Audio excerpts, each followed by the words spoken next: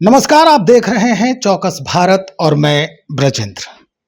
चुनाव के पहले मुद्दों की बात होती है, जनता से सरोकार की बात होती है, जनता के हितों की बात होती है, उनके ज़रूरतों की बात होती है। अमूमन चुनाव के पहले ये मुद्दे जो है वो काफ़ी फैलने लगता है, लोगों के बीच जाने लगता है।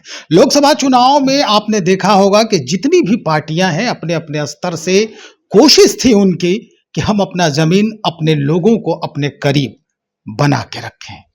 बिहार विधानसभा चुनाव ये माना जा रहा है कि अक्टूबर या नवंबर के महीने में संचालित किया जाएगा, लेकिन उससे पहले मुद्दों की बात कर लेते हैं। मुद्दे कई थे। कुछ मुद्दे तो ऐसे थे कि भाई नेता जो हाईलाइट हुए वो बड़े ही अलग अलग मुद्दे लेकर आए। उसमें एक चिराग पासवान भी हैं जो इस वक्त राष्ट्रीय अध्यक्ष भी हैं लोजपा रामविलास के और मंत्री भी हैं केंद्रीय सत्ता में। उनका मुद्दा था बिहार फर्स्ट, बिहारी फर्स्ट। लेकिन इस समय उस पार्टी के अंदर पारिवारिक जो मतभेद है वो काफी हावी होते दिख रहा है। बिहार फर्स्ट की बात करने वाले अब परिवार फर्स्ट और परिवार के मसले फर्स्ट देखे जा रहे हैं कि वहां पर इस तरह का माहौल बनते जा रहा है। कुछ और भी सवालात हैं जो बिहार की जनता से, बिहार से सरोकार रखती है। हम सीधा बातचीत करने पहुंचे हैं। हमारे साथ मुख्य प्रवक्ता हैं राजेश भट्ट जी, लोजपा रामविलास के। भट्ट साहब, कई सवाल अब खड़े हो रहे हैं। सवाल पहला है हमारा ये कि बिहार फर्स्ट, बिहारी फर्स्ट कहने वाले नेता और काफी चर्चित चेहरा चिराग पासवान क्या वाकई में परिवार फर्स्ट और परिवार के मुद्दे फर्स्ट के लिए इस समय राजनीति कर रहे हैं? नहीं, ऐसी बात नहीं है। पार्टी का जो विजन है बिहार फर्स्ट और बिहारी फर्स्ट, उसको लेकर चल रहे हैं हमारे नेता और हमारे पार्टी के राष्ट्रीय अध्यक्ष और सह केंद्रीय मंत्री श्री चिराग पासवान जी। आपने देखा होगा लास्ट बजट में उन्होंने बिहार की पूरी तरह बात की, फूड पार्क बनाने की बात की, फूड प्रोसेसिंग में कैसे नई संभावनाओं को तलाशा जाए उस पर चर्चा उन्होंने की। आपने देखा होगा निफ्टेम जैसी देश की तीसरी शाखा जो है पटना में खुलने जा रहा है, ये बिहार में खुलने जा रहा है। तो ये आप समझ सकते हैं कि बिहार की उन्हें चिंता है ताकि बिहार के किसानों को उनके उपज की वाजिब मूल्य मिले। तो फूड प्रोसेसिंग के क्षेत्र में जैसे ही नए नए अवसर खुलेंगे, जाहिर सी बात है कि उनको जो है उनके उत्पादों को का डिमांड बढ़ेगा स्थानीय तौर पर और उनको जो है उचित दर भी मिलेगा। तो वर्ल्ड क्लास मार्केट देने का भी प्रयास उन्होंने किया है और बिहार में क्या हो सकता है फूड प्रोसेसिंग के क्षेत्र में लगातार वो काम कर रहे हैं। लगातार इन्वेस्टरों की मीट भी उन्होंने पटना में की थी। आपने देखा होगा पटना के ताज होटल में एक बड़ा इन्वेस्टर मीट हुआ था जिसमें कई सौ करोड़ का एमओयू भी साइन हुआ और बिहार में साइन तो सर हमेशा होता है। कंपनियां खुलने जा रही हैं, उनके सारे जो है इंफ्रास्ट्रक्चर बिहार सरकार द्वारा उपलब्ध भी कराए जा रहे हैं। तो एक नई संभावनाओं पर काम किया जा रहा है। आज भी हमारी पार्टी का जो विजन है बिहार फर्स्ट और बिहारी फर्स्ट, इसी को लेकर हम लोग चल रहे हैं, चाहे वो शिक्षा के क्षेत्र में हो, रोजगार के क्षेत्र में हो। कल भी बिहार की डबल इंजन की सरकार जो है एक बड़े रोजगार के अवसर जो है कैबिनेट की बैठक में जो है स्वीकृति दी है। तो तमाम रिक्त पदों पर 27,500 लगभग रिक्त पदों पर कैबिनेट की बैठक में मंजूरी दी है सरकार ने। तो रोजगार के भी अवसर खुलेंगे। तो पार्टी का जो बिहार फर्स्ट और बिहारी फर्स्ट विजन है हम लोग उसी को लेकर चल रहे हैं और उसमें हर तबके की हम लोग बात कर रहे हैं। चलिए, बहुत अच्छी बात है कि आप उसी की बात कर रहे हैं, लेकिन जो सवाल आ रहे हैं उसमें कहीं दिख नहीं रहा है कि इस तरह का माहौल है आपके पार्टी के अंदर। सवाल मेरा ये है, नहीं परिवार को छोड़ देते हैं, हम बिहार की जनता की हम बात कर रहे हैं, उनके सरोकार की बात कर रहे हैं। सिलेंडर महंगा हो गया फिर से। आम महिलाओं से अगर बातचीत कीजिए, हमने बात भी किया है, उन लोगों का रोष इतना जबरदस्त है कि भाई रोज इस तरह का माहौल बन रहा है तो बिहार फर्स्ट और बिहारी फर्स्ट की बात कहां करते हैं। दूसरी बात ये, आपने किसानों की बात की कि भाई हम फूड प्रोसेसिंग वाला यूनिट लगा रहे हैं। यहां जो ट्रंप का टैरिफ प्लान जो आ रहा है, आशंका ये जताई जा रही है कि मखाना, आम, हल्दी, ये सारे पर अब जो है वो कुंडली मारना जो कहते हैं ना, वक्र दृष्टि, वो लगी हुई है। इनका क्या होगा? किसान जो है वो पूरा अचंभित है। नहीं नहीं, ऐसी कोई डरने वाली बात नहीं है। और इसमें किसानों को ही फायदा मिलेगा और उनके उचित मूल्य दर पर ही उत्पादों को खरीदने की व्यवस्था की जा रही है और सरकार इसके लिए पूरी तरह प्रतिबद्ध है।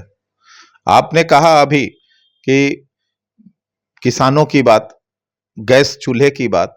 गैस चूल्हा देखिए, समय समय पर उसके लागत मूल्य अभी भी जो है कई रूप में सब्सिडी सरकार ने सिर्फ कम करने का प्रयास किया। जो सब्सिडी के अधीन नहीं आते, जो सब्सिडी के तहत जो नहीं क्लास आता है, उन क्लास से को सब्सिडी से बाहर किया जा रहा है। और सब्सिडी धीरे धीरे जब कम किया जाएगा तो निश्चित तौर पर थोड़ा सा मूल्य दर में वृद्धि होगा। लेकिन उन वीकर सेक्शन जो खरीदने में सक्षम उस मूल्य दर पे नहीं है, उनकी सब्सिडी यथावत जारी है अभी भी।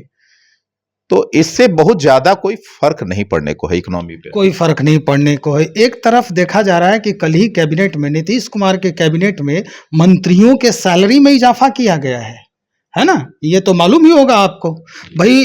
अगर हम जानकारी है मुझे जहां तक, तो भाई 65,000 रुपये जो है अब विधानसभा चुनाव के पहले ही दे दिया गया है उनकी सैलरी मंत्रियों की। क्षेत्रीय जो भत्ता है वो 70,000 रुपये कर दिए गए हैं, दैनिक भत्ता 3500 रुपये कर दिए हैं, और आतिथ्य भत्ता यानी जो अगर कोई अतिथि आता है उसके स्वागत के लिए 29,500 जो हो गया है।